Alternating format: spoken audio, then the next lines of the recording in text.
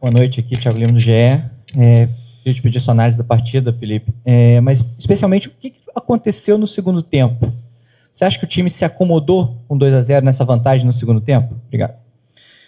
Bom, foi um grande jogo, um jogo muito completo, onde dominamos, criamos muita chance. O primeiro tempo foi avassalador. Conseguimos entrar tanto pela direita, pela esquerda, por dentro algumas jogadas. Criamos muitas chances e acabamos com o resultado 2-0. No segundo tempo, obviamente que meu time não baixou, não foi nem um pouco o motivo. Eles mudaram de sistema, colocaram 5, se protegeram. Também, ao mesmo tempo, para pressionar, nossos jogadores já estavam com a perna mais cansada e acabaram, claro, nos empurrando. E não esperamos uma quartas de final da Libertadores da América sem que o adversário passe do meio campo, isso não existe. Então, ao mesmo tempo que criamos também chance para fazer o 3-0 no segundo tempo, infelizmente por uma catástrofe do árbitro, aconteceu o que aconteceu. Felipe, aqui à sua esquerda, Renan Moura da Rádio Globo CBN.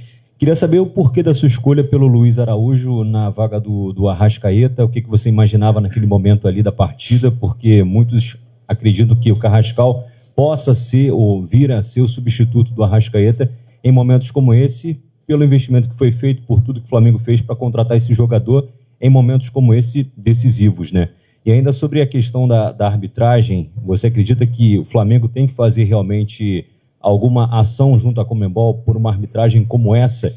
Que tipo de arbitragem você hoje observa? Uma arbitragem que pode ter sido até tendenciosa para manter um jogo vivo para a segunda partida? Antes do Felipe falar, vou pedir que vocês façam uma pergunta cada um, tá bom?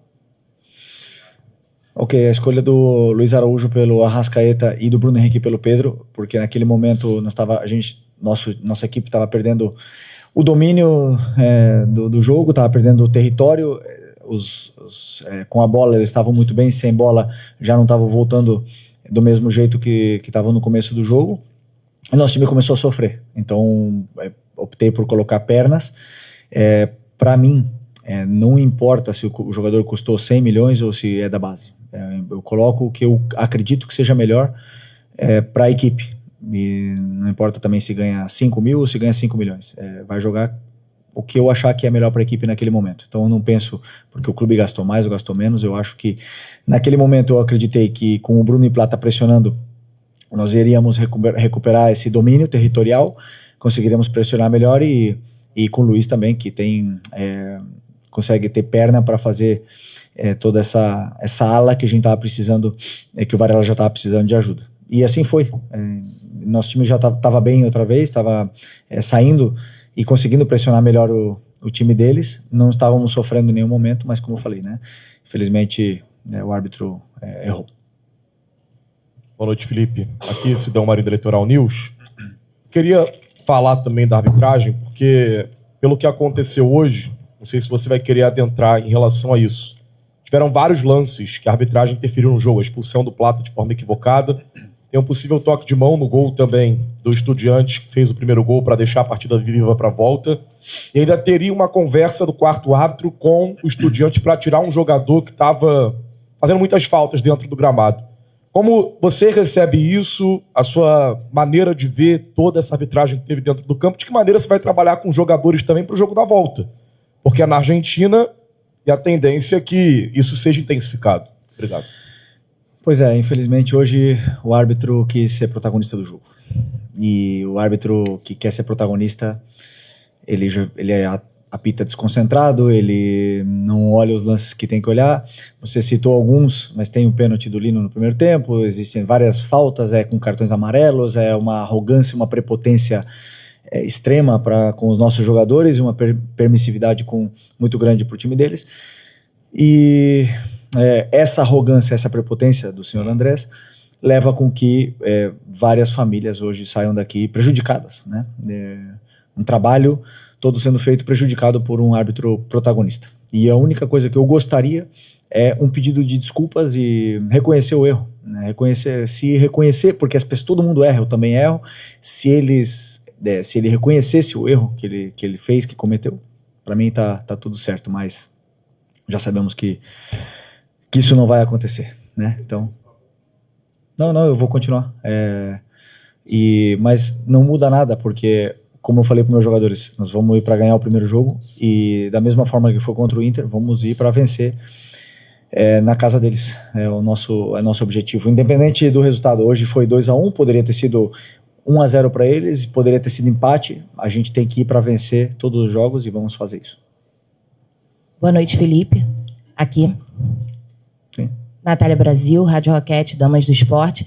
Só complementando o que o amigo perguntou agora sobre a arbitragem, ele até falou na pergunta dele, mas na sua resposta você não especificou esse fato ocorrido, que o repórter que estava em campo, da detentora de direitos, trouxe a informação de que o quarto árbitro havia informado ao treinador argentino para que ele fizesse uma substituição, porque o jogador dele corria risco de ser expulso pelas entradas que estava fazendo, e que os jogadores do Flamengo teriam até mesmo cobrado, né, sobre isso. Então, eu queria saber se, de fato, vocês tiveram acesso a essa informação, e questionado aqui, ele disse que foi apenas uma confusão entre quem teria, de fato, levado o cartão amarelo. Eles acharam que era o camisa 11, mas, na verdade, havia sido o camisa 4. Então, eu queria saber um pouquinho mais sobre esse fato especificamente. Eu não escutei, sinceramente. O que aconteceu, não vi. Se isso aconteceu, não sei nem o que falar. Não sei nem o que falar. Eles que têm que explicar. Gostaria muito que saíssem para explicar como um juiz pode ter tanta vontade de expulsar um jogador do jeito que ele expulsou o Plata. Isso tá na minha cabeça, não sai. E eu gostaria muito que eles pudessem explicar. O que eu espero é que esse árbitro não apite a Libertadores daqui para frente e futuramente. Nossos jogos, Deus o livre.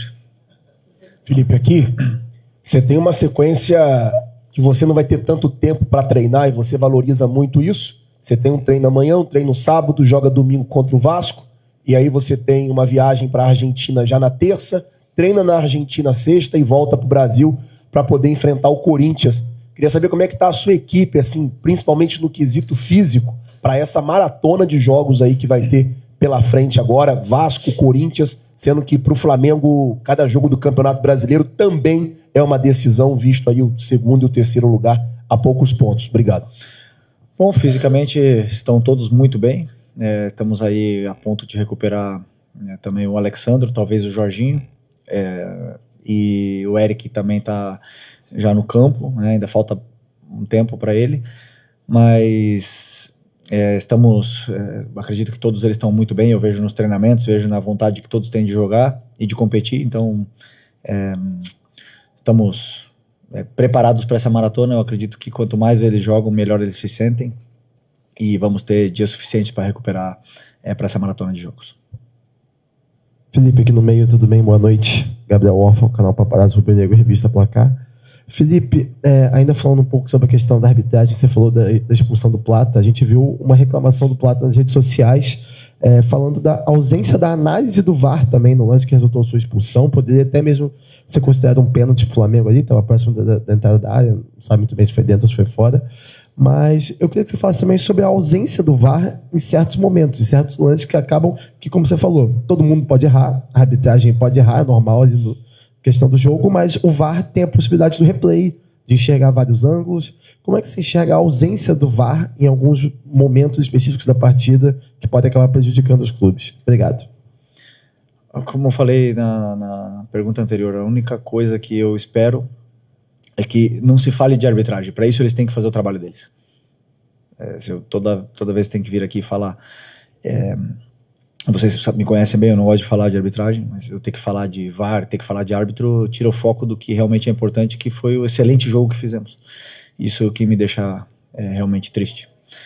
Mas no lance da expulsão em concreto, eu acho que até a regra diz que ele não poderia ter entrado o VAR, né? Nas outras sim, mas fazer o que passou. Vamos para a próxima. Felipe, tudo bem? Boa noite. Júlio Miguel Neto da Rubro-Nis TV. Nos últimos jogos tem sido notório que o ponto forte do Flamengo tem sido esse Jorginho, Saul e Arrasca, né? Muito sólido esse meio-campo do Flamengo ofensivamente. E justamente num determinado momento do jogo você não tinha os três. O Jorginho, que não atuou, Saul saiu, né? E teve a situação do Arrasca, que você retira ele. Sobre ainda pegando a situação do Carrascal, a gente viu o Plata jogando por dentro. O Luiz jogou mais pelo lado direito. O Plata fazendo essa função um pouco mais central.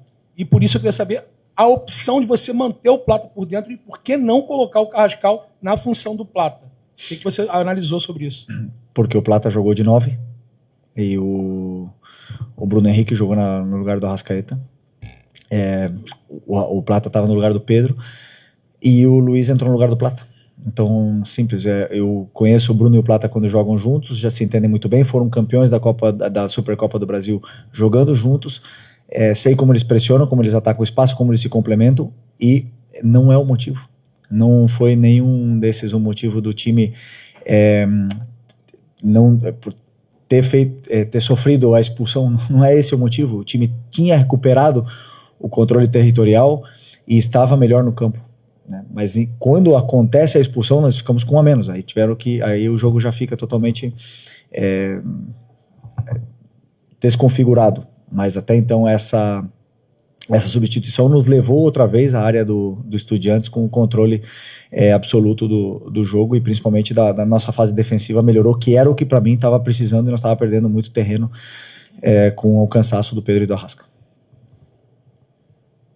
Felipe, aqui, Raíza Simplício da Gol Brasil e da Placar.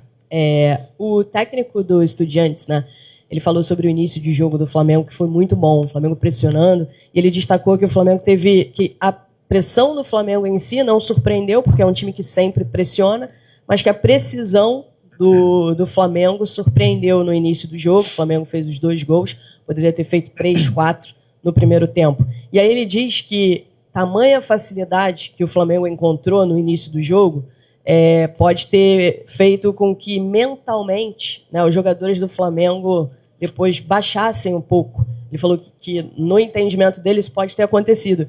Eu queria saber de você se de fato isso pode ter acontecido no decorrer do jogo. Né, dentro de campo os jogadores acham que estão encontrando mais facilidade, aí baixam um pouco. Se você acha que foi isso que aconteceu ali em boa parte do segundo tempo do Flamengo, o que você entende que aconteceu para baixar um pouco antes da expulsão, claro? Sim, já expliquei na outra. Ele mudou de sistema e o nosso time estava preparado para marcar de uma forma e ele mudou de sistema no segundo tempo até os jogadores se encontrarem, entenderem como pressionar. Ele ganhou. Os jogadores ganharam tempo, conseguiram sair da pressão com mais facilidade, mas mesmo assim, esses mesmos jogadores criaram 3 chances de gol, 2 claras e uma terceira ou quarta ali com o Plata e com o Lino, também chances de gol para poder fazer o terceiro no segundo tempo. E não sofremos defensivamente, né? E já começávamos a sofrer depois com o cansaço, mentalmente não. Felipe, Isaac do Flavoz, indo na mesma situação que a Raíssa colocou na fala do treinador, na questão do mental, ele também disse que o mental dele é forte, que vai usar muito isso para poder virar o jogo na volta. Como é que está o mental do Flamengo? Porque ele falou do mental dele. Deve falar um pouquinho do mental do Flamengo, ainda mais depois de uma situação infeliz como essa, da arbitragem, com aquela situação do Plata não querendo nem sair do campo. Como é que está o mental do Flamengo para enfrentar os Estudiantes lá? Conhecemos bem os argentinos e como eles são competitivos e como eles lutam por cada centímetro do campo. Normal que o mental deles sempre esteja forte, porque é da cultura, né? Mas o nosso time, sabemos que fizemos um grande jogo. Fizemos um jogo muito completo em todos os sentidos e infelizmente tomamos um gol que diminuiu essa vantagem nossa no último minuto, com uma mão duvidosa, mas os jogadores sabem bem o que fizeram. Nosso mental tem que estar o melhor possível para jogar contra o Vasco nesse final de semana, para poder tentar fazer um jogo e continuar na nossa caminhada. Como eu falei para vocês, esse grupo tem muita ambição, é um grupo muito ambicioso e querem fazer história. E vamos continuar trabalhando para isso. Felipe, Simon Ledo, do Coluna do Fla. A minha pergunta ainda é uma sequência sobre isso. A gente viu o Danilo, por exemplo, se negando a apertar a mão do árbitro no final, né? E a gente imagina como o jogador deve estar revoltadíssimo lá dentro. Se nós aqui já estávamos comentando isso, é natural que eles, que são desenvolvidos direto, estejam bastante chateados. a gente sabe que a pressão lá na Argentina costuma ser bem pior ainda, né? E os árbitros tendem a ser ainda mais caseiros. O que você pretende fazer para que trabalhe esse lado emocional do grupo e que eles consigam lidar com isso lá? Continuar jogando da mesma forma que viemos jogando todos os jogos desde o começo do ano. Jogando futebol. Dentro do campo são os mesmos metros, os mesmos jogadores, e nós temos que ganhar jogando futebol, mais nada. E sei que a minha equipe vai para fazer isso. Vamos tentar fazer um jogo perfeito, do mesmo jeito que foi aqui, para tentar vencer. Oi, Felipe aqui, David Sharp, do Antenados na Jogada. É incontestável a arbitragem, o quanto atrapalhou, não tem como dizer o contrário. Mas, assim, o Flamengo poderia, como você mesmo disse, fazer mais gols no primeiro tempo, teve pelo menos mais uma chance clara e meia, digamos assim. Só que depois disso, fez o segundo gol muito cedo, com 9 minutos. Teve mais 2 chances e, a partir dos 30, eu vi que talvez tenha se acomodado um pouco, não sei se você tem a mesma visão, inclusive não estava marcando nem tão alto e nem tão baixo, deu uma recuada, mas em alguns momentos não estava pressionando tanto. Queria que você comentasse isso, se concorda ou não, e principalmente se pudesse comparar em relação às goleadas que o Flamengo deu no Campeonato Brasileiro, por que não foi parecido, sendo que é um jogo de Libertadores e o saldo faz tanta diferença nessa eliminatória? Porque quartas de Libertadores. E tem um time que chegou nas quartas da Libertadores e está entre os 8 melhores da América. Não existe jogo fácil, né? Realmente, você falou, nos primeiros 30 minutos, praticamente um amasso e tudo mais, e os jogadores cansam, e os jogadores adversários também reagem e mudam e se adaptam e começam a entender um pouco melhor o jogo e trocar as marcas que eles tinham e começam a se ajustar dentro do campo, e claro que eles vão jogar, obviamente, não esperávamos outra coisa. Vou fazer outro exercício. Se tivesse começado tomando gol com 1 minuto e virado no último minuto, agora estaríamos aqui super felizes e tudo mais. Então o resultado final é o que ficou, mas o que foi feito no campo não me engana. Tudo que foi feito no campo hoje foi tudo planejado, os jogadores entenderam a perfeição, tiveram, como o teu companheiro falou, né, sobre tecnicamente estar praticamente perfeitos, e esse é o caminho. Temos que continuar do mesmo jeito para poder vencer lá, é o único caminho. Felipe, Gil Carvalho, Rádio Esperando Gigantes Esportes, muito boa noite, parabéns pela vitória. Ô Felipe, eu observo que nós somos o único país da América do Sul a falar português. São 12 países, 11 falam espanhol. O Brasil é o único país que fala português. Quando a gente pensa num formigueiro, né, a gente vê o Brasil e os outros países. Você acha que é possível que esse formigueiro talvez esteja se armando? Porque os protagonistas do futebol na América do Sul ultimamente têm sido os clubes brasileiros. Qual a sua opinião sobre isso? Não, nada disso. Na minha opinião, vai ganhar o melhor. Essa é a minha opinião. Jamais estaremos falando aqui de uma manipulação, isso não existe no futebol. Na minha opinião, existem erros graves, e onde os que erram têm que pagar as consequências, né? E isso é uma coisa que acontece. Mas vamos ver o que vai acontecer no final dessa Libertadores, mas nós vamos lutar até o último segundo, porque queremos muito chegar nessa final. Aqui, Felipe, boa noite. Marcos Martins, do canal da HSRN. Você ressaltou na última coletiva a importância do Jorge Carrascal, principalmente como uma reposição, um substituto para o Arrascaeta. Hoje você acabou substituindo o Arrascaeta e não utilizando o Carrascal. Queria a tua avaliação em cima disso. Talvez o jogo não precisasse do Carrascal para uma maior retenção de bola no meio campo, mais criatividade. Não é uma crítica ao Luiz, até porque não foi por essa razão que o Flamengo sofreu o gol, evidentemente, mas só a sua avaliação em cima não ter utilizado o Carrascal no jogo de hoje. Porque o Plata foi expulso. A próxima troca provavelmente seria uma delas, né? Seria o Carrascal pelo Plata, o Bruno iria jogar de 9 e o Carrascal jogaria ali. Naquele momento em concreto, repetindo pela terceira vez a mesma coisa, eu procurei pressionar o adversário. Não era controle de jogo, era pressionar e ganhar território novamente, não deixar eles ficarem confortáveis com a bola. E para mim, os dois que melhor pressionam, os três que melhor pressionam dessa equipe estavam no campo: Luiz Araújo, Plata e Bruno Henrique. Esse foi o motivo. Depois, com a expulsão do Plata, já tive que colocar o Danilo para tentar segurar e fechar todos esses cruzamentos e ele não pôde entrar. Felipe, boa noite aqui. Eric Viana, do Mundo Bola Flamengo. Apesar do fato da arbitragem ter condicionado esse jogo, principalmente ali na parte final, a gente viu algumas reações, um certo descontrole ali do time do Flamengo. E queria te perguntar, então, se esse certo descontrole poderia ter custado mais caro para o time do Flamengo para esse jogo de volta. Eu queria te perguntar se isso te preocupa para o jogo de volta, esse tipo de reação que os jogadores podem ter nesses momentos. Obrigado. Não perdemos ninguém pro jogo de volta, né? Só o Plata, né?